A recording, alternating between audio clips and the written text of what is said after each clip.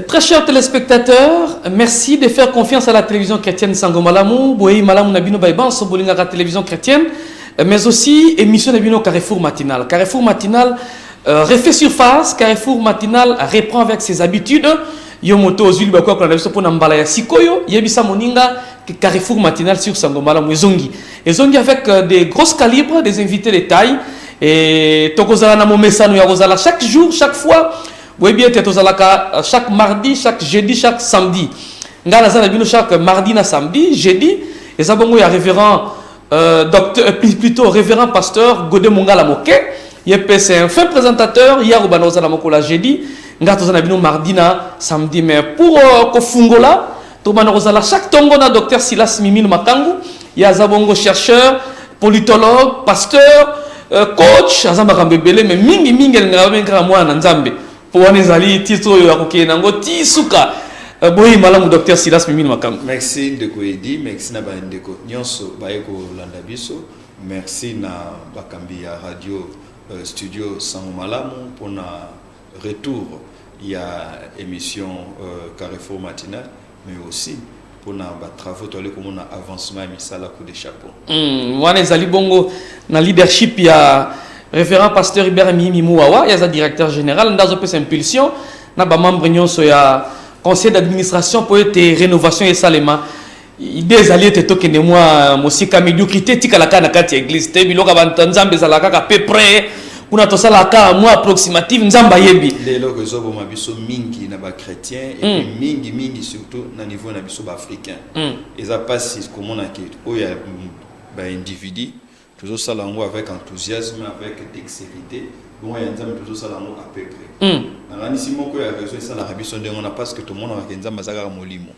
Et le rôle en mazara molimo, regarde na yepesaka ya molimo, c'est-à-dire tout ce qui est matériel, tout ce qui est bien fait, ils ont un zambete. Et pourtant, ce que tu tangi Bible malam, tu dois comprendre que Bible bi nzambazali nzambe ya ordre. Ordre ezali excellence. Excellence ezali efficience. Efficience ezali na effectivité. Donc je pense que Nzambe azali ko mérité, tout peut ça y est le meilleur. À Dieu on doit servir plus qu'on l'on sert à un roi. Ndenge rosala Nzambe faut le kanenge rosala mkumu. Ya mboka oyo. Ndenge rosala la mkumu. Ce babisa la bokonza mboka. Voilà. Rosala avec beaucoup de prudence. Il faut empressement pe qualité ya musala to ali ko rendre pas na Nzambe et les qualité ya musala to ali ko rendre pas ya ba konti ya mokili. Mais qualité on est alité sur le plan ya molimo sambelande bien respecter la prière mais makambo ya au plateau est-ce que ça mamanza ngona na nyonso ezali esengeli mutu aya pa na biso bonga banzake akanisake makambo ya Nzambe ezali makambo ya petepete ya pamba makambo ya précarité te Nzambe azali Nzambe ya excellence. Lolo tozo lukatokene na lola soko tali description bazali kopesa lola na mukana na Apocalypse Bible bazali koloba que c'est une ville pavée d'or. Tout ce qui est excellent est divin, c'est-à-dire l'excellence est divine. O nyonso toli kopesa pa ina Nzambe esengeli to comprendre que o nyonso alingi a sepelisa Nzambe apé sa service songolo pakale pa ya Nzambe esengela sala par tous les moyens que service en est salema avec un niveau d'excellence très élevé. À telle enseigne que total isaki Nzambe azali kolona nyonso non pas seulement façon to ali ko adorer mais na façon ya service pe to ali ko rendre et pas inaye. Nzambe yemo yebi est-ce que na makamba kotea mulimo mo santo est-ce que fengeli yo bonga masusu nenge excellence mulimo mo santo ko kamba yo za instrument Nzambe zo ko salela. Bible lobi tango reine ya Seba ye pa ya Salomon a oti na Éthiopie a traversé désert a été pas na Salomon na Jérusalem. Yo kama bazo ba na Salomon oyo na yoka kina matoi ezamuki par rapport à oyo na moni. Salomon na lobité parce qu'il y a qui pour yoka sagesse ya Salomon. Mais quand il est arrivé, Salomon n'avait pas encore parlé. Malobi oyo na moni na misu na ngai eza de lois supérieures na oyo na yoka. C'est pour dire Salomon oyo azoki sagesse et pas Nzambe. Sagesse n'est pas ça qui a CCT. Sagesse c'est ça qui est intelligence managériale. Reine Seba lobi nazo tala ndenge basali na yo balateli. Nazo tala la bisika bazali loger. Nazali kotala biloko ezali kolio mananda kuna yo. Na moni ya solo ki sagesse et vandi awa. Donc excellence ezaka kate o toali koyoka na mateya. Excellence ezali pe o toali komona. Na miso.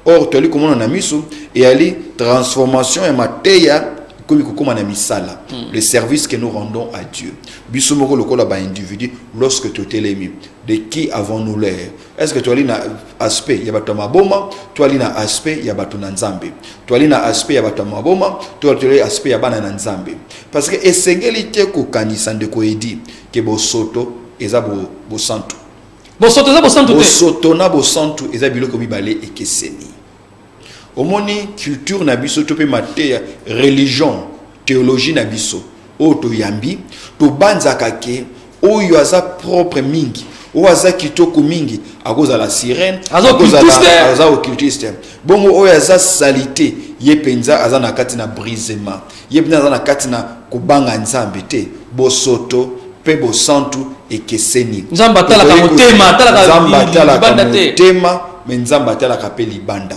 Pourquoi? Yango komona même ye moko nzambe tango azo constituer sacerdoce na tango na Moïse na désert azali ko yebsa Moïse na mukana na Lévitique apesi même description de Lévitique na Exode apesi description ya lolenge nini esengeli ba sacrificateur balata et pourtant to lo baragenza matalaka motema talaka libanda te ndeko edi esengeli ko yebelo ko moko nzama zolo bana Samuel nini abi l'homme regarde à ce qui frappe les yeux, l'Éternel regarde ce qui l'Éternel regarde le cœur. Mais sengeli pete bana mukili oyo tozaka na mukili ya nzambe te tozana mukili ya nzambe tozape na mukili ya bato, c'est-à-dire façon bato ba ko juger biso po ba yoka message ya nzambe to ali na yango ezali pe ko dépendre na façon bazali ko talela biso pe ya ko juger biso. Donc esengeli te apparence na biso et comme obstacle na message na biso. Et singulité aspect extérieur na biso et nuire na message autoali na yango parce que lorsque muto atalio azali komona yo avant ayoka yo mais komona yo wana ezape déjà koyoka yo ozomona tant muto azokota na bisika na biso to sambelaka tant muto azokota bisika to sanganaka pona ko sambela akoyi kokota pe à juger celui to ali sérieux ou to ali sérieuté par rapport à ndenge boza par rapport à ndenge tozaleli babitambala totie badra totie bilamba totie cher na biso totie bakiti totie on nous juge aussi en fonction de ce que l'on voit. On peut dire ah église eza na sérieux à église eza na sérieuté pasteur waza sérieuté pasteur waza sérieux à cause ya aspect à cause ya façon makambo ndenge ezali komonana na miso. Est-ce que esengeli kolomwa na théologie wana ya koloba ke nzamba atala kaka motema nzamba atala ka liboso motema masuka kana motema te akenda rappel liboso. Est-ce que ordre kobongisa kozala malamu eza œuvre ya Saint-Esprit to ezali œuvre ya organisation ya moto na ndenge ba edika ndenge batangisa yo? D'abord ce que le lenge nzamba créer univers otali le lenge nzamba créer mokili. L'univers n'est pas désordonné. L'univers est ordonné. L'univers est ordonné. Ce que tu as dit, Boutou et Koti, Otali lune, Nenge, ils ont brillé dans l'entièreté na yango. Otali ba étoile, c'est un paysage. Minzoto. Otali, Omoni yango, Obi, ça c'est une œuvre d'art divine. Dieu est un artiste. Et l'artiste cherche à plaire aussi aux yeux. Ozomon otali ba montagne otali bibale otali ba créature mususu otali so mona zèbre mukolo na mona zèbre na misu na ngai j'ai béni Dieu mukolo na mona je na mona girafe blanc girafe net ya ndundu mukolo na mona ye na kamwa na parc ya Afrique ya Johannesburg na kamwe mukolo moni le lion blanc au kamwe lion ya pembe lion ya langi to mona raté mais lion ya pembe ndeko edi na kamwe donc otali ke nzamba keli mokili na harmonie moko boye akeli mokili pe apesi yango beauté yango yemo razolo bake il vit que tout ce qu'il avait fait et créé était beau ozomona donc nzambe lui moko aza admirateur ya œuvre na ye. Alors nous ne pouvons pas prétendre le oyo qu'on rende service et pas ya nzambe sans que service soit ezala na moi touche ya excellence. Mais est-ce que dans la Bible, balobila mambu excellence, balobila marambu ya sala boye. Moi les amis imagination de la girafe za boye. Tala tanga nzamba zo pesa Moïse instruction pour na kotonga tabernacle. Tala description à tabernacle ko banana lié saint na parvis qui non lié très saint. Tala description ya ba couleur au nzamba za même si chacune de ces couleurs avait une signification spirituelle. Mais il y avait aussi une dimension esthétique. Il y avait aussi une dimension plastique. C'est facultatif, c'est obligatoire. Non, ce n'est pas facultatif. Soit on connaît Dieu, soit on ne le connaît pas. Plus vous connaissez Dieu, plus vous cherchez à vous sanctifier et vous cherchez à avoir une bonne apparence. Le problème c'est quoi? C'est lorsque l'apparence soit ils allaient vite dans quatre.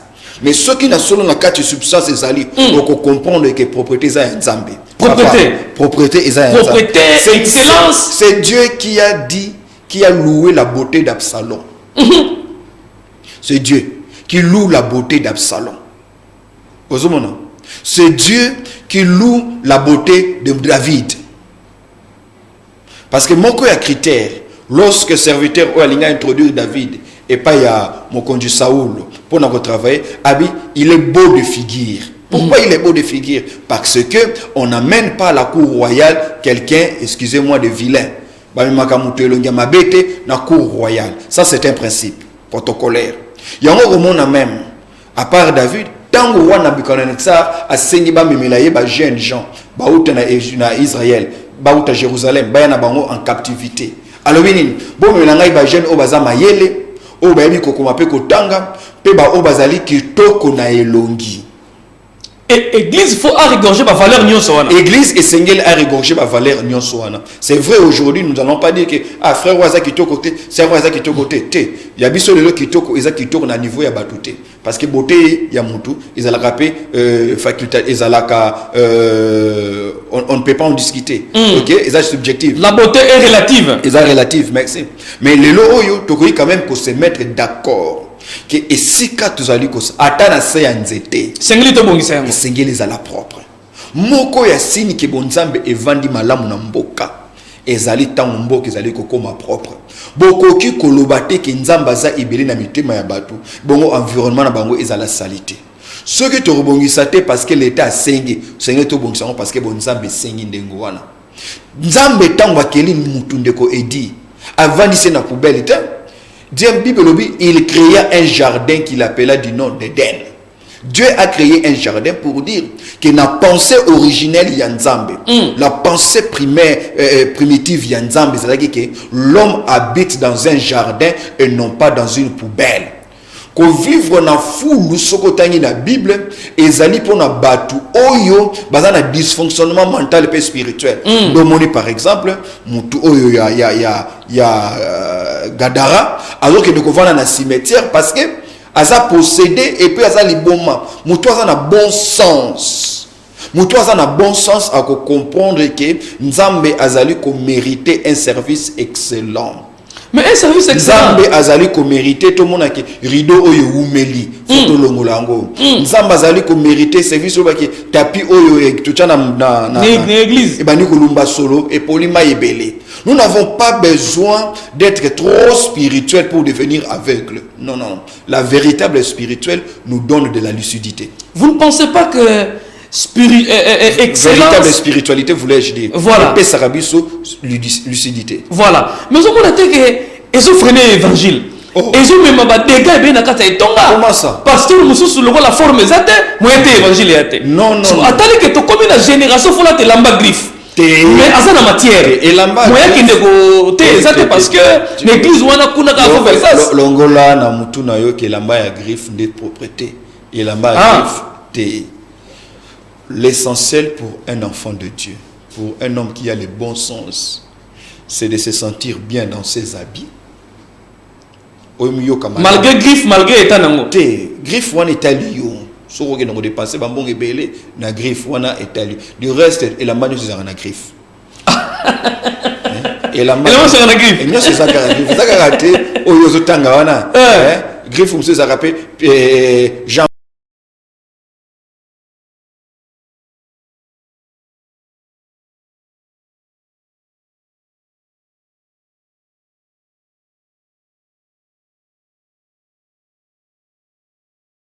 réalité rattrapée biso hein.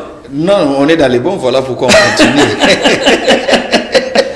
Excellence, c'est comme si nous sommes tous excellents. Excellence, c'est la principe, il y a travail, puis il y a vie na biso. Mais nous sommes en Zambété. Excellence. Société, il y a mine. Oh, nous sommes copier sa société, nous avons mérité les doubles et même les triples. Oh, tu as une société. Sérieux, oh, tu as côté dans la société. Au fait, sérieux dans la société na biso, et c'est la conséquence, il y a relation na biso na Nzambe. Mieux on connaît Dieu, mieux on est bon serviteur, mieux on est bon ouvrier. Plus on connaît Dieu, plus on sert comme il se doit notre employeur. Plus on connaît Dieu, plus on se rend compte que notre environnement doit être propre, notre environnement doit être bien assaini. Mais ce qui est totalement le foot de l'esprit, tous à la humble, tous à la maîtrise de soi, tous à la simple, moi n'ensemble faut à la simple, moi n'ensemble bien à la simple, na salité ezabilo komi balé et que c'est. Faut pas confondre la simplicité à la salité, la simplicité à la précarité, la simplicité à la médiocrité. Ce qui est simple, cela signifie ils allaient simple à comprendre, ils allaient simple à reproduire, ils ont difficulté à reproduire. Dans la simplicité, la précarité ils ont commis balé et que c'est ni makasi. Faut tout le monde la théologie on a qui plus on est spirituel, moins on prend soin de soi-même, moins on prend soin de sa maison. Dieu est le Dieu de l'excellence. Quand nous disons excellence ici, il ne faut pas tout quand ça excellence c'est lui qui ça la kabelo ya cher, la ta chemise ya cher, la ta mutuka ya cher. Non. Excellence na cherté ezabilo komi balé kesene. Excellence est lui qui repose dans trois éléments. Élément est liboso. Na lingi na atteindre standard ya Nzambe. Tout ce que Dieu a créé, il a créé beau. Mais ce que l'univers témoigne combien Dieu est un artiste. Ce recueilli na Goma, au survolé ville ya Goma. Papa il dit, on se rendre compte que Dieu est un artiste. Ce recueilli na Cape Town. On va bien Table Mountain. Au tali ngomba na forme logo la mesa. Au banzamba za munene. Ozomona na ibisio awa otali zèbre, otali girafe, otali lion blanc. Mais ça la carte Bible était. Mais c'est ça le problème, ça la Bible était. N'ajoutez rien, n'enlevez rien. C'est Dieu qui les a créés. C'est Dieu qui les a créés. C'est ça la Bible. Ozomona, tout ce que Dieu fait, il est fait beau. Il est fait tellement beau. À créer rivière à créer ruisseau à créer fleuve à créer recoute le sang dans l'océan. C'est beau. Au tali ba créature nzamba sali na kati ba mai. Au tali na bazamba ba nzete ya ndenge na ndenge. Dieu est excellent. Et c'est tout le monde a idée na biso que mutu azali koluka apparaître bon, apparaître na apparence ya malamu, azali charnel, to azali na koli na molimote. Ça ce n'est pas biblique. Na pesio exemple awa, c'est Dieu qui a vanté la beauté de Absalom. Qui va même vanter combien ses cheveux pesaient sur bakati yango na mbula moko. C'est Dieu qui a vanté la beauté ya David. Il a dit que David c'est l'homme selon son cœur. L'homme selon son cœur. Mais tant que David a l'homme zamba pour côté na cour ya roi Saoul. Exigence de Jacqueline. On a exigé à ce que le jeune homme en question soit aussi beau. Autant que dans Daniel chapitre 1er, comme on a verset 2, qu'on a verset 7. Le roi Azali Kosenga ba meminaye ba jeune gens ba outa na Jérusalem. Parmi les critères, bazala intelligent, qui savent lire et écrire et qu'ils soient beaux de visage. Vous comprenez? Beau de visage signifie quoi? Présentable. Beau de visage signifie présentable. Donc, il ne faudrait pas les lots tozonga na évangile les zones d'imsabiso qui parce que tozana nzambe et sengeli salité zalate. Dieu mérite les meilleurs. D'ailleurs, essayez à chaque fois que vous avez un souci, ceux qui battent ba pagano, ceux qui battent occultistes, ba comprendre un même service et pas inadiable, mais il y a bon la plus performant que biso. Faut te kasoni. Faut te kasoni. Ozomana, faut te kasoni. Il est malamu te occultiste a engagé belé ya mbongo pour na carrière na ye. Azu manager, azu technicien ya malamu, bongo biso pe otozata biso na mbongo ndenge moko. Mais tu l'as que ça la moitié parce que nous pensons que tout ce qui est pour les enfants de Dieu, et c'est à la dérisoire, et c'est à la précaire. Non, non, ça n'a rien à voir avec aspect wana nazongeli motuna wana aspect wana zomona te que risquer freiner pe évangile et qu'on fait l'évangile au contraire et qu'on fait c'est que l'évangile elle a la propager. Mais pour mususu azana a comme na niveau ya comme ba propriété makasi wana te mais azana évangile. Le problème n'est pas d'abord comme on a propriété ana zo batel kambo comme propre likambo ke culture wana na mutuna culture ekota que je dois être présentable devant moi-même, devant les prochains et devant Dieu. 3 piliers. L'excellence, c'est par rapport à Dieu. L'excellence, c'est par rapport aux autres qui nous jugent en fonction, il y a ma qualité d'abisso. L'excellence, c'est aussi par rapport, il y a bisomoko. Papa, il dit, tout na so quand on est devant quelque chose de beau, quelque chose d'excellent, bien aimé, on se voit ébloui. Ah, quel beau stade. Même joueur à qui un match, équipe Congo et qui contre Égypte. Mais là, il va continuer à stade, babi. Waouh! Donc nous devons toujours faire savoir et comprendre que les autres qui nous regardent nous jugent aussi en fonction de ce comment nous sommes habillés. Mais qu'est-ce que l'excellence, l'ordre Isaïe, ça n'apporte pas, ça fait partie de l'évangile. Ça n'a rien à apporter, ça fait partie de l'évangile. Donc, dissocier l'ordre, ce n'est pas divin. Ce n'est pas évangélique. Qu'au tenir compte, il y a ordre, Isaïe, qu'au tenir compte, il y a évangile. Dieu est un Dieu d'ordre. Mais ordre, parce qu'il est plus facile de se développer ici qu'à ordre Isaïe. D'ailleurs, ordre est préalable pour la bateau, pour la société, pour l'église et même pour la vie. On peut cet exemple à Moké. On peut aussi marrer dans belete. Oui, mingi tozo kumela na ba chômage, na ki locataire, na ki piéton, et tozo zanga makambe belé, c'est pas parce que tozo zanga mbongo, c'est parce qu'il y a un désordre na ba priorité na biso, na ba besoin na biso. Mais poto kende liboso, nous n'avons pas toujours besoin tozo à plus. Nous avons aussi besoin à kotiaka ka ordre. Lorsque nous mettrons de l'ordre, nous allons nous rendre compte que et quoi ça pouvait aller. Aucun agent chapitre 6. Tant que Yesu a multiplié ma panambisi, avant que a multiplié ma panambisi, avant que Batouba lia plus de 5000 hommes, sans compter les femmes et les enfants, qu'est-ce que Jésus a dit? Faites-les asseoir. Parce qu'il n'y a pas de progrès. Il n'y a pas de progrès s'il n'y a pas de l'ordre. L'ordre, c'est la preuve que nous tenons au progrès. L'ordre, c'est la preuve que nous sommes ambitieux. Il y a quoi avancer. L'ordre, c'est la preuve que, en tout cas, nous avons déterminé il faut m'accompagner changer. Rien ne peut changer dans les désordres. Mais dans notre monde, nous avons soko kei otangi na Bible ndeko idi. Nzambe azali ko pesa biso. Obi de lo barina lo la ba angelo bazali ba. C'est faux. Na lo il y a pas que des anges. Mboka elaka. Dans l'eau, il n'y a pas que des anges. Il y a des archanges. Il y a des séraphins. Il y a des 24 vieillards. Aux hommes, il y a une organisation. Et chacun de ces êtres spirituels, c'est ça l'ordre.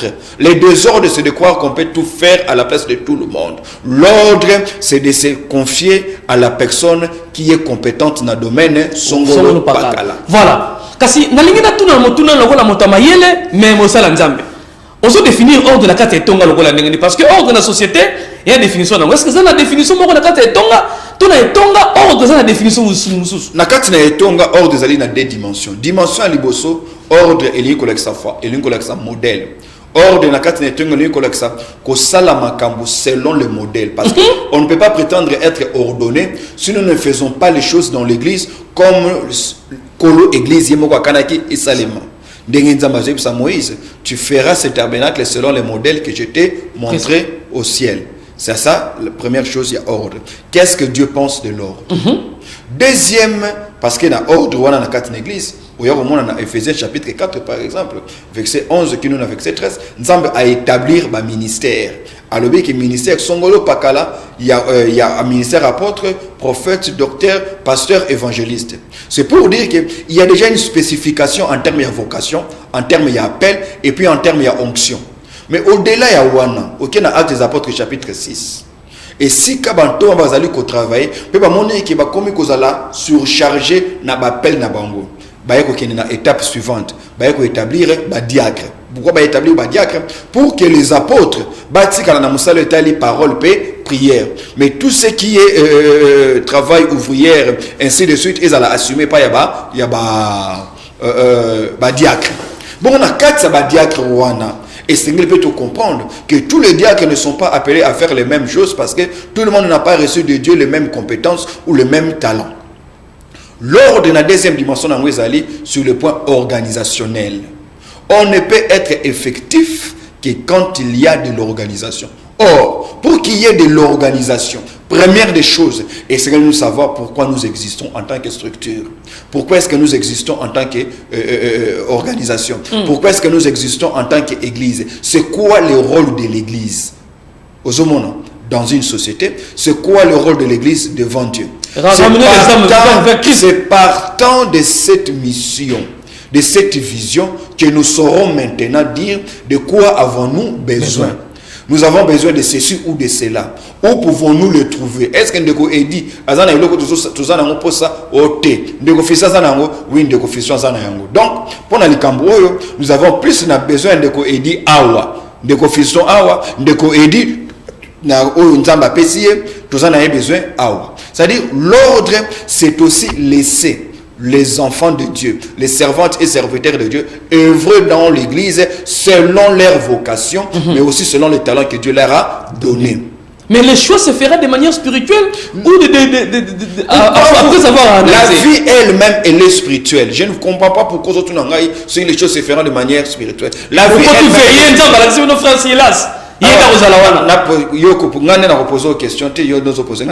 maintenant c'est poser question toujours ça l'émission sur le plan spirituel.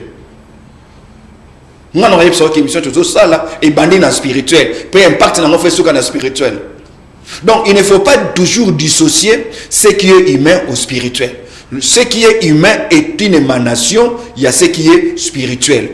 Hébreux chapitre 11 verset 2 Premier à 2, Bible par la foi. Nous croyons que ce qui existe, ce qui est visible a été fait par les choses qui ne se voyaient pas. Donc il ne faut pas qu'on dissocie que non,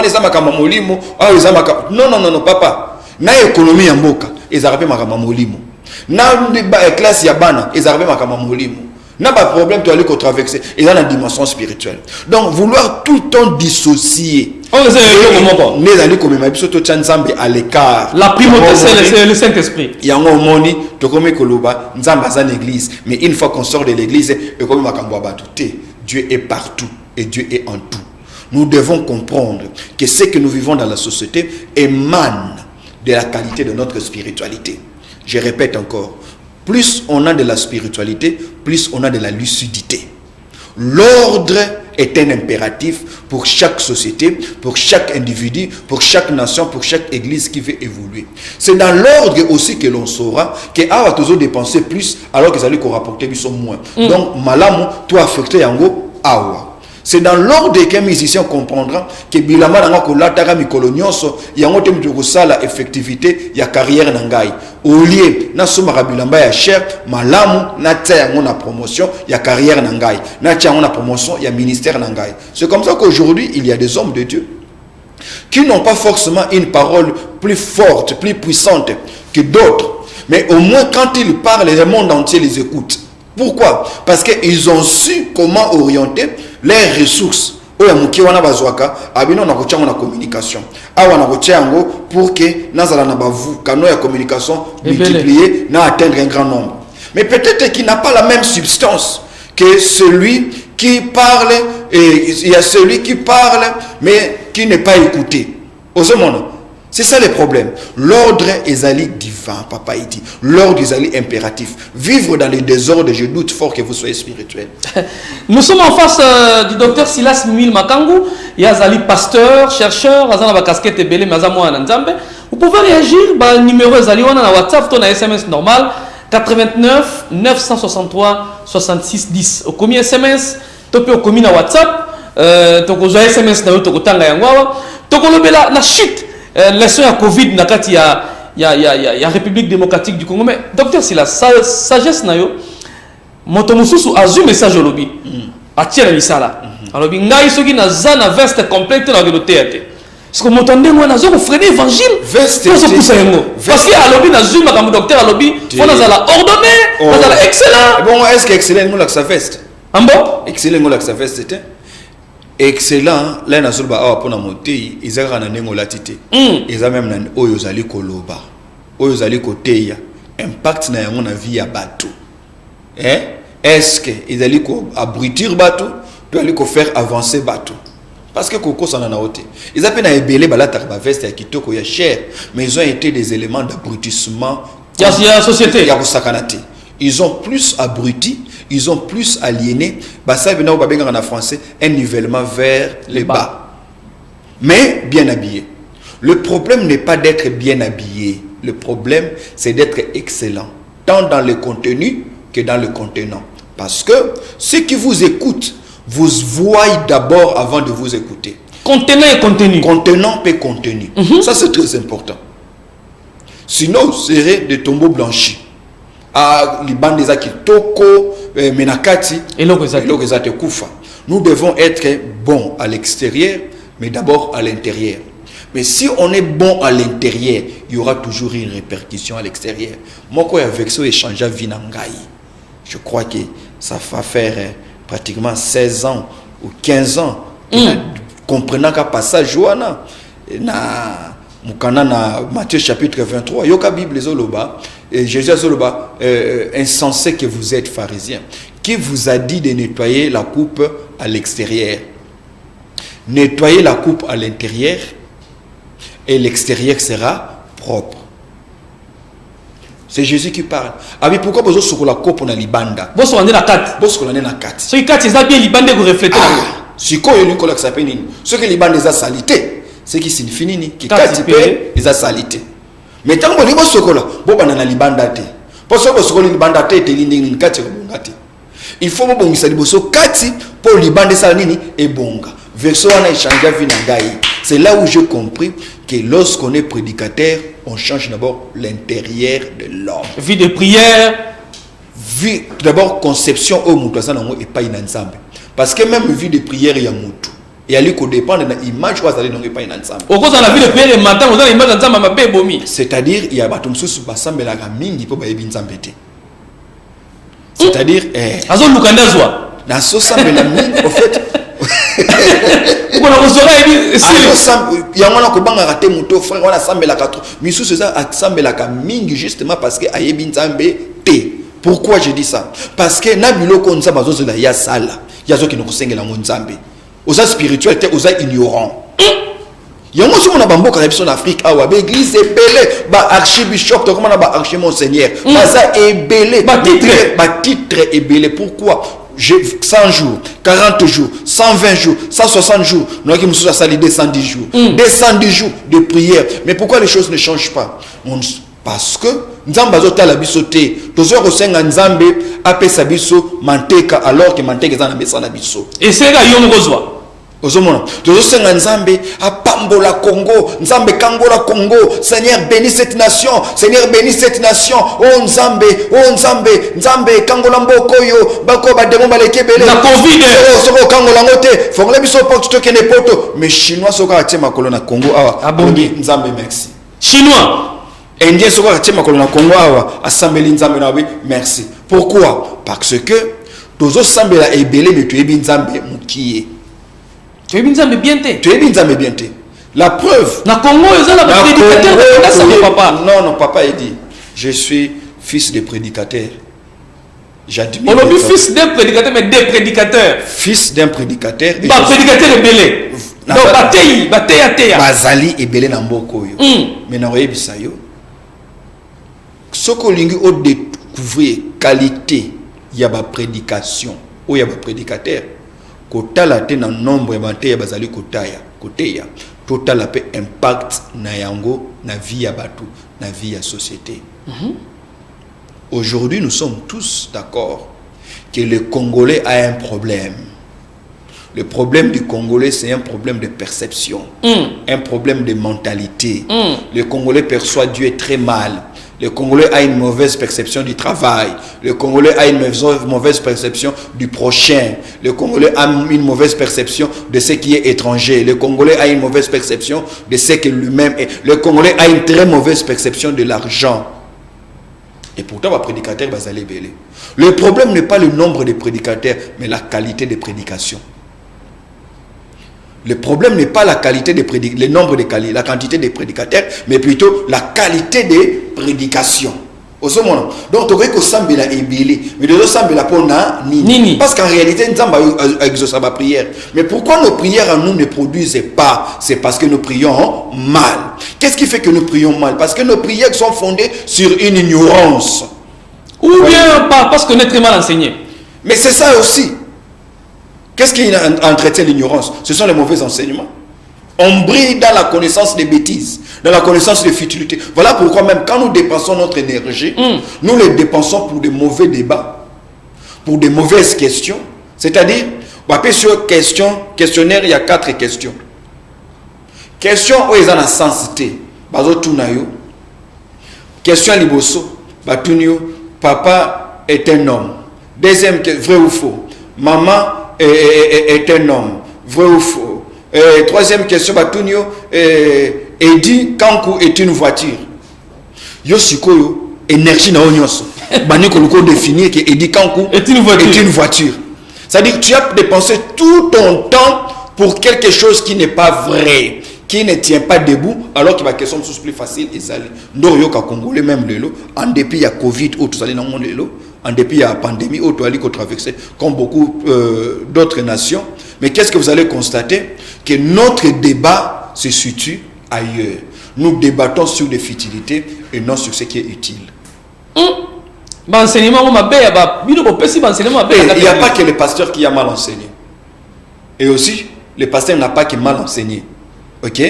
Il y a une question d'équilibre à avoir. Il y a eu de bons enseignements, mais l'enseignement est ma baie. C'est pas parce que nous avons lu la Bible que le message n'est pas ensemble. C'est pas parce que nous avons vexé que le message n'est pas biblique. Vous comprenez? Parce que même dans le document, si place pas qu'il n'a pas formé, on a qu'un document. Ça va vexer biblique. Vous comprenez? Mais il y a des gens qui peut vexer. Alors, l'Éternel sera avec toi à ton aller. On n'attend pas comme à ton arrivée. Mais est-ce que tout ce que tu lis dans la Bible est biblique? Ou bien on a la pensée à la Bible. Voilà. C'est ça le problème. Donc il y a des mauvais enseignements. Et ces enseignements sont dispensés et à l'église, et dans la société, et à l'école. Preuve, c'est ce que nous sommes. Nous sommes parce que tous les Congolais ne viennent pas à l'église. Mais pourquoi tous les Congolais sont médiocres de manière générale? Parce que ceux qui ont diagnostic, le Congolais a un problème, il faut le changer. C'est quoi le problème? Un problème de mentalité. Un problème de perception d'un naïbisio. Comment est-ce que le Congolais conçoit Dieu? Pour le Congolais, Dieu est qui? Dieu est le babysitter. Tata, Koko. C'est-à-dire, il faut mais non pas comme celui qui nous donne, mais comme celui qui nous sanctionne parce que nous n'avons pas bien exploité ce qu'il nous a donné. C'est non pas seulement comme étant celui le donateur, mais aussi comme étant l'auditeur. Non, ah ok. Voilà. C'est-à-dire Dieu doit être à la fois vu comme étant le donateur de toutes les ressources qu'il nous a données en tant que nation, en tant que peuple, mais aussi que nous le voyons en tant que l'auditeur qui revient comme pour dire tant que tu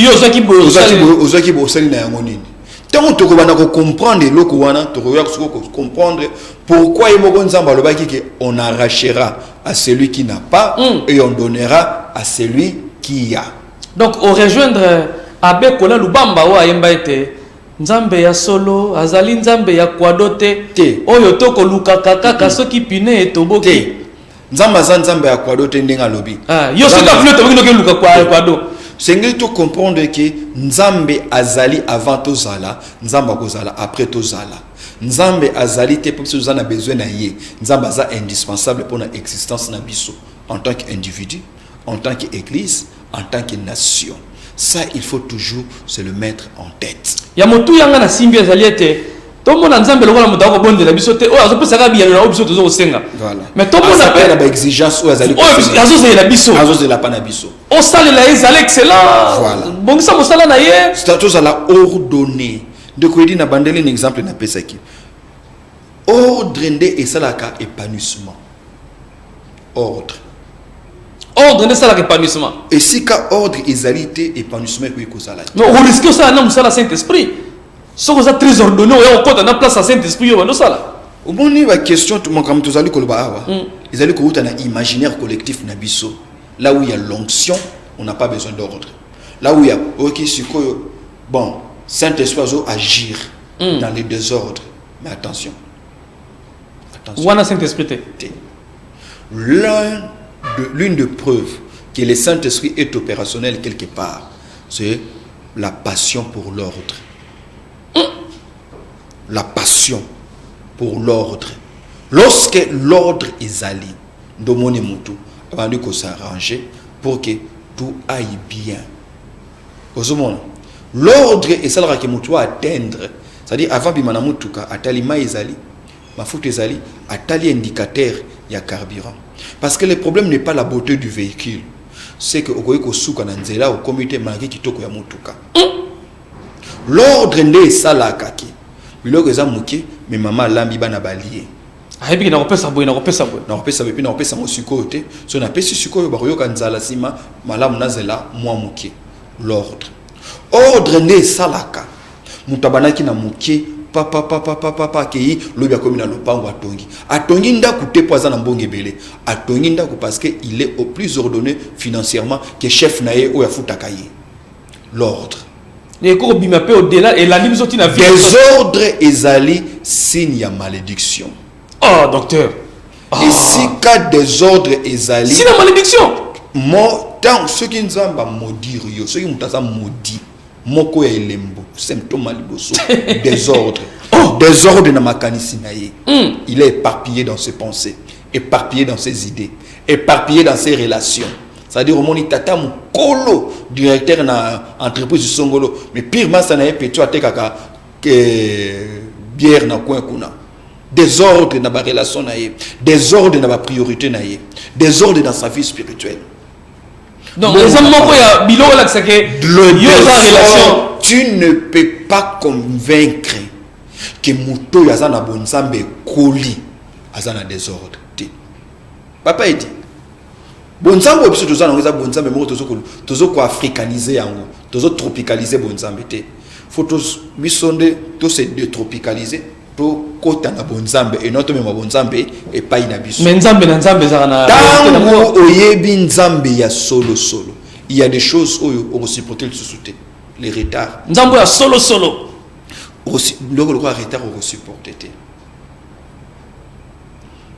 Mais ce qui n'est pas rendez-vous. Ordre et sali que nzambe a kilimbisité aussi longtemps que kilina maïté. Faut pas non maïa kombisi. Mais ordre et sali que même ceux qui la créature la plus chère, la créature qui a existé avant toutes les créatures parce que l'homme était en Dieu. La Bible dit nous avons été bénis de toutes sortes par des bénédictions spirituelles dans les lieux très célestes. Avant la fondation du monde. Donc nous avons existé avant la fondation du monde. L'homme a existé en Dieu avant toutes les créatures.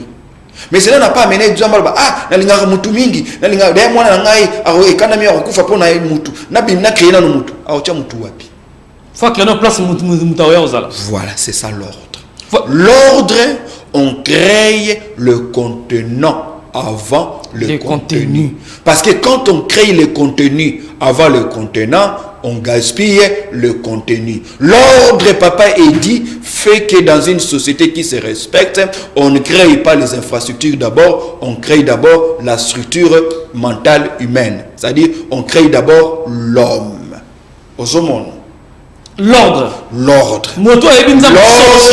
fait que frère abalana noté ce qui a le monde pas paranaye c'est ça l'ordre est saingi qui frère ozimbongo oloba na mbala moko ya kokende ko bala olobi na réfléchir parce que baba la raté posé mbongo.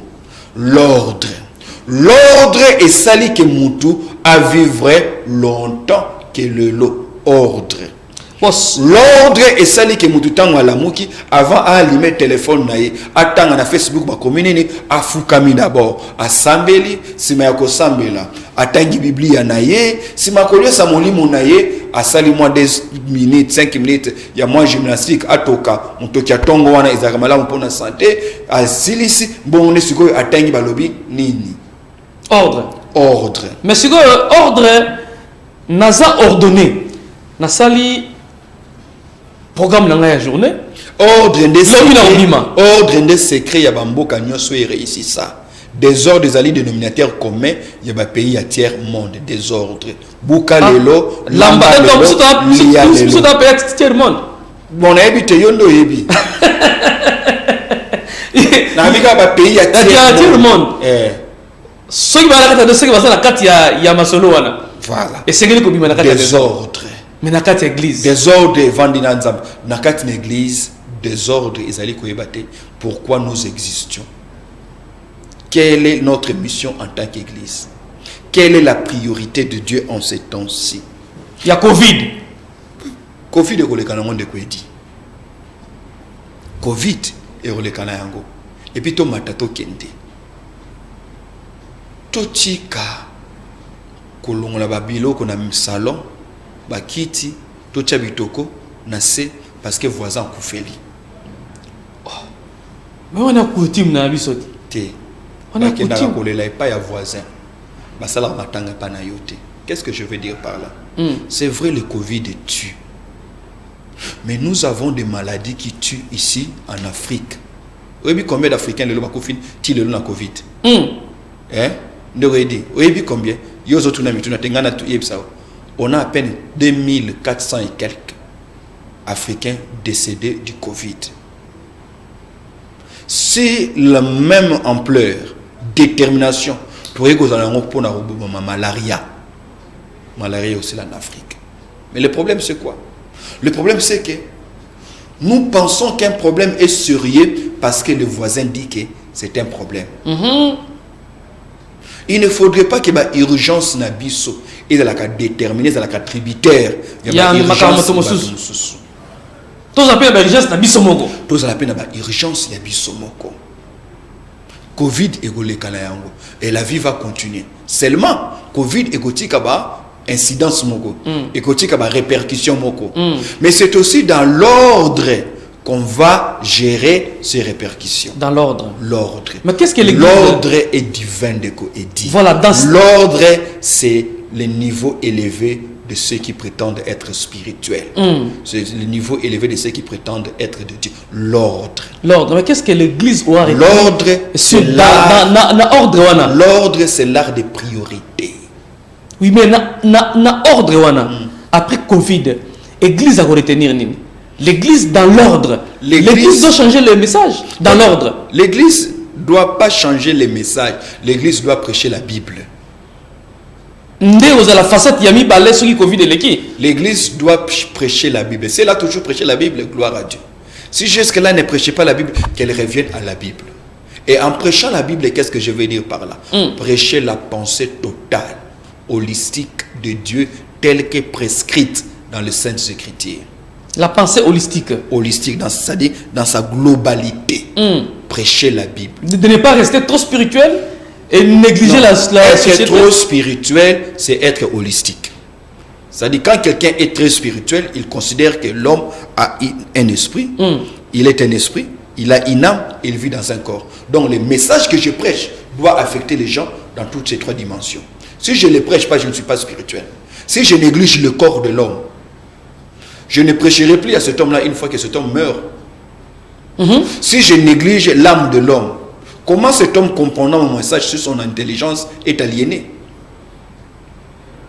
Nous, mon problème de Zanayango, donc la pauvre Lazare, à ceux qui se vivent na Lola, na Saint Abraham. Mais quelle a été sa vie sur la terre? Personne ne va nous dire que la volonté de Dieu était que le pauvre Lazare, avant d'annoncer à Messa, à Lukarakolia, biloko ezokwe annoncer à Messa, alors que Mutumoko tapeki se kolia ou ezali kolia Messa. Perception. Yamotoye moko. Yamotoye moko. Mais on dirait ezalo lenge ba na nzambe bazula makambo nzambe ndezo ko boma. C'est ça le problème. Perception, nous devons changer la manière de voir et de concevoir. Paradigme na biso. Voilà. To changer ba paradigme na biso. Ba angle auto ali komone de nzambe to changer yango. Nzamba babola. Nzamba talaka motema talaka zoto te. Nzamba zanzambe. Mwana nzambe foza mosika na mbongo. Nzamba zanzambe ya babola, azape nzambe ya batu ya bosui. Nzamba zanzambe ya babola, azanzambe ya babosui. Élément dénominateur commun entre mobola na mosui. Ezali nini? Intégrité. Intégrité wana euti wapi? Euti na sali tozui epai na Yesu, pe na discipline tozali ko s'imposer pour rester intègre liboso ya nzambe. Ndenge nzamba zo bana Abraham, tambola liboso na ngai pe zala sembo, zala intègre. Mais intégrité o ya mobola na mosui, eza dénominateur commun. Ce que c'est commun tout na, qu'est-ce qui fait que bango mibale bazala na bokabwani? Moko akena azui, moko azuiti. Le problème à ce moment, il y a un problème, il y a perception na biso. Yesu azoloba na mokana na Matthieu. Alobi, si ton œil est malade, c'est tout ton corps qui sera malade. Ozomona, ceux qui misent na yo, ozomona bien te, vie na yo ozomona bien te. Des problèmes toi na yango.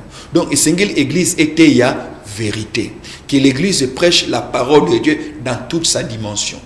L'église, ceux qui te lisent dans la responsable, il faut se poser la question. Quand on a prêché pendant 40 ans devant un peuple qui continue à être pauvre, nous devons nous poser la question. À quel niveau se situe le problème? Et mais vous devez vous remettre en question, vous l'église. Justement. Et entre vos pères. C'est aussi ça le grand problème de l'église. L'église ne sait pas, père n'a pas vendre pendant ça l'autopsie. Et Sengeli, tout se remettre en cause. Parce que l'efficacité du ministère est allée dans la longévité. On peut prêcher des bêtises pendant des décennies. On peut aboutir le bateau. On peut aboutir le bateau. Ce que tali lelo o ezali ko sala na église na biso. O tali ezali ko sala na mboka na biso, papa il dit. C'est par la foi que nous croyons que les choses vont s'améliorer demain. Le Congolais est fanatique à un niveau à attaquer dans l'université à sali 5 ans de licence. Fanatique. Abakisi 2 ans de DEA. Abakisi 2 ans à sali thèse. Aza fanatique, il y a individu. Le Congolais défend l'individu au détriment de la vision. Le Congolais, on a na mukilier, na politique, na Congolais a kumisaka leader, yokaye, leader, 5e génération, leader, 7e génération, leader. Oye na église, c'est la dadification. Dadification. La mamification. La dadification aujourd'hui. Des chrétiens qui sont prêts à se battre, à insulter d'autres pasteurs pour défendre les leurs.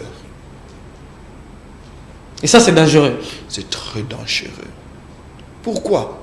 Parce que nous n'avons pas été bien enseignés. Il y a un écrivain allemand, il y a 17e siècle. À Lobi, nous ne pouvons pas prétendre faire des éloges à l'artiste si nous parlons plus de l'artiste que c'est de son art. Nous ne pouvons pas prétendre faire des éloges à l'artiste si nous parlons plus de l'artiste que de l'art. En d'autres termes, meilleure façon de apprécier l'artiste.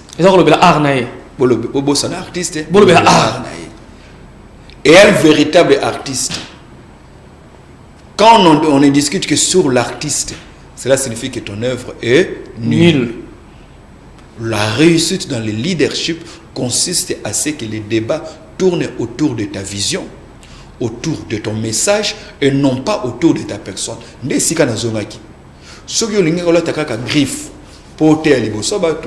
Rassure-toi que l'été aux autres les griffes. Rassure-toi que l'été aux autres les cher. À quoi boire la costume il y a $1,500 au matin à cher, au thé dimanche pendant 1 heure de temps, mais l'été à nous à $3. L'idée à 3 $. Faut nous rappeler l'idée comme à veste à 1500 mais l'idée à 3000. On dit pourquoi les Français comment aussi la Neymar l'air zoka pas na Paris Saint-Germain. Ba biboniko. Biso to somba on zoka to somba on tchaka babi. Mais to somba ki qualité balo zobeta na mbongo to dépensa ezate. OK. Ozomona. Biso be photo comme na niveau wana. Tango nazoteya mateya na ngai qualité na yango ezali nini ndekweti ezo komisa batu banani parce que muto akena université asali 5 ans abimaka komaka nani licencié muto asali 5 ans komaka licencié oya soki na 3 ans ozana nani gradué siko maman asali 12 ans en église mercredi vendredi dimanche, mardi na réunion ba maman. Asali 12 ans de régularité. Akomi nani. Akoli na molibo. Akomi mir. Nanaye. Akomi mir maman. Est-ce que bano ya zoboko là? Chance ni bazana ngo ya kozala meilleur par rapport à bana ba maman o baki na église. Wana nzambe nda yebi. Wana zana secret nzambe. Esengeli pa tochaka mai na kitunga. Ezo sopana. Donc esengeli ko se rassurer que le message qu'on prêche forme des hommes tout faits, des hommes forts, des hommes capables de comprendre, de comprendre ce qui est enseigné et aussi ce message soit susceptible de les aider à devenir meilleurs. Quand des jeunes gens font 5 ans à l'église, papa lui dit, même dans la rue, les jeunes ne faut pas se distinguer. Donc pasteur, il faut se rassurer que se distinguer dans balabala. Bien sûr, de par leur comportement, leur conduite. Parce que la preuve, il y a intégrité, moralité au top.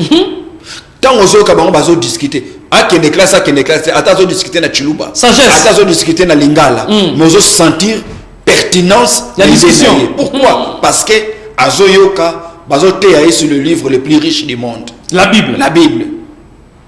Azoyoka, la bibliothèque des bibliothèques. Qui est la Bible? Mais tant que tu fais comme Nzamba Sunga. En tout cas, justice en Nzamba Zakaka. C'est nous là qui va azoter malamuté. Parce que tant que tu azoter malamu, bah vous comprenez que justice en Nzamba faut pas ça la kaka, mais justice va tout faire faut ça nini et ça. Yango pe mbalasima to kolobela la justice est la vie de nation. Justice ya likolona justice c'est et ça m'a rendu biloko c'est comment est-ce que l'église a son justice? Est-ce que ce qui pasteur a fondé mon dit pasteur pour ba yokanité ça ma beki la procédure a épuisé Bible lobby qui ne kokuta na ndeko na yo ce qui a boyi koyoka yo benga ndeko mususu comme témoin ce qui a boyi koyoka toke na l'état kokene na l'état za lisumuté c'est sumuté Biloba na nzambe boke pa ya ba chichi. Yangwana nzamba bengi ba magistrat lokolo banani ba serviteur de Dieu. Kokenena faut pas ko diaboliser justice. Mais bana na nzambe justice et seigneur à la justice ya mokili. Ya ba cours et tribunaux et seigneur à la dernière recours. C'est-à-dire quand après ça a épuisé toute la procédure. On a épuisé toute la procédure. Mais na ba procédure wana o yeso tangi. Ils ont la procédure mo ils allaient non dite. Ils en ont 4. Ils ont la procédure où allez sous-entendu. Réconciliation à l'amiable? Non. C'est ça la réconciliation à l'amiable. N'ayez pas na yo, oboyi koyo kangai. Na kena bengi ndeko Samuel Ben yaka edengai na solo la ndeko Edi. Toye il a fait raisonner biso yo boyi. Si maintenant on bibelobi to bengi bampaka. Ebo esimbité. Ndesiko etoko ke na justice. Procédure aux alliés sous-entendus aux alliés nini. C'est aussi lorsque tu allais koboya koyoka mungomo ya Saint-Esprit katina biso. Les autres sont cessé. Mais lorsque tu crées pas la justice, tu reconnais la justice tant que tu recours tu épuisé procédure wana nyonso. Ba recours wana de to créer ce qu'on la justice comme étant le dernier recours pardon. De to créer et pas ya zuzi. Nzamba bengi zuzi lokola leta lokola musali na ye nzamba senga na bazuzi baloba mibeko ndenge esengeli nzamba zalko ba azali na horreur na justice ya lokuta. Mais sengeli pe ko rappeler ndeko edi awa to lobela ngo na mukolo ko ya parce que na lobela ngo mingi na buku o to kobimisa na mois de juillet que c'est la justice qui élève une nation et non pas le droit. Le droit n'est pas la justice. Un droit peut être en violation flagrante avec la justice. Avec la justice. En contradiction avec la justice. Ce qui élève une nation, c'est la justice. C'est là que c'est. Oh, nous se crée pas juste na parquet. Et ça justice. Ils ont mis beko. Justice a oya rendre.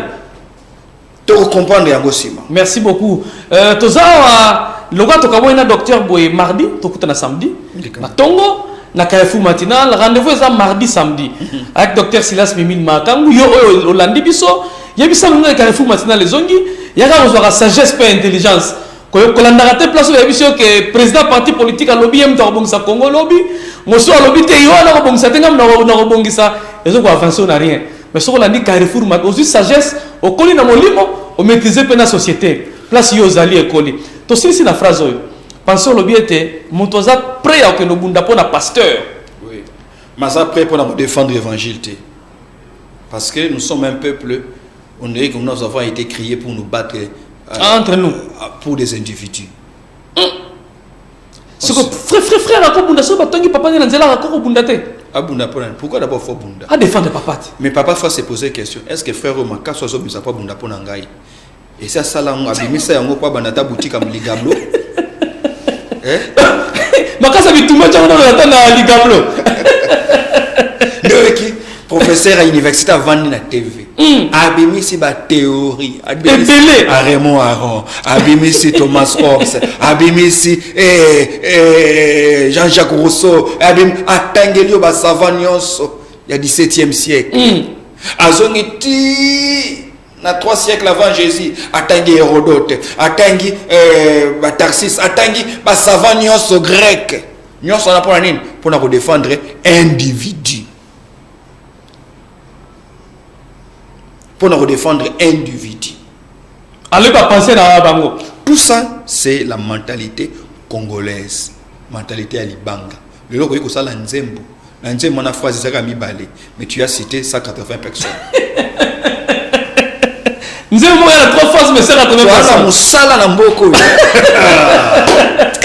Les maman parti politique au lobby. Papa il dit Kankou, de Giscard kuna Fiston Gadata Kadima, na bozanité prophète Ben Samuel, na bozanité docteur.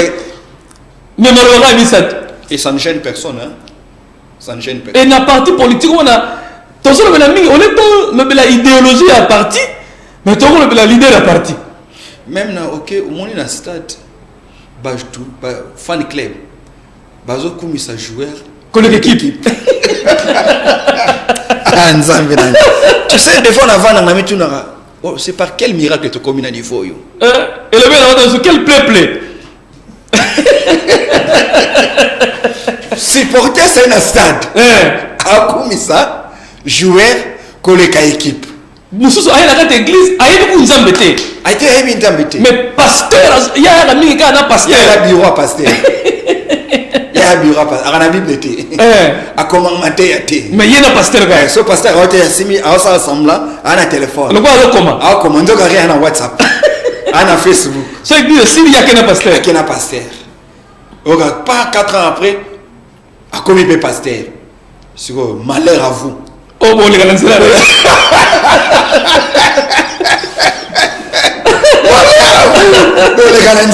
Vraiment. C'est sur cette note que nous tirons complètement les vidéos à Carrefour maintenant pour aller là. Rendez-vous chaque temps au 7h45 déjà, mardi, jeudi, samedi. Tous on a pour la réflexion au sunga église. Tous on s'attaquer dans mutumorote potolingite église de fanatisme. Ba blague les qui trop. Moi dans l'église na photo me bible écoute une boule tanga ngote. A comment la bible est dans ta téléphone. Merci. L'équipe technique to zongeli Carrefour matinal. L'andabiso mardi, jeudi, samedi. Jeudi, bon, vous avez un référent Godé Mongala Moké. Tu ça la présentateur mi balé nganaye. Tu ça la kata priya. Jeudi, ngana ça la mardi, na samedi. Merci docteur Silas. C'est moi qui vous remercie de Koedi. Merci na bande ko balande biso. Nous en a quatre confinement, mais le confinement nous avons confiné té. Nous allons continuer ko bondela ko sala ba culte na biso via réseaux sociaux. Déjà lobby tout banda séminaire à partir na page na biso docteur Silas Mimil Makango à partir de 19h tout banda séminaire il y a 3 jours. Remporter les batailles de la destinée. On a thème. Donc, remporter le bataille de la destinée. Et on est dans la page Nabiso Facebook et puis la chaîne Nabiso YouTube, Dr Silas Makango TV. Wana, ils ont un cadre Citerama, toi, ils ont un cadre église. Église Citerama. Ah, ok, merci. Parce que Nabiso église Bakangit. Et Nabiso ils ont un gombe donc na moya kutoka comme. Exact.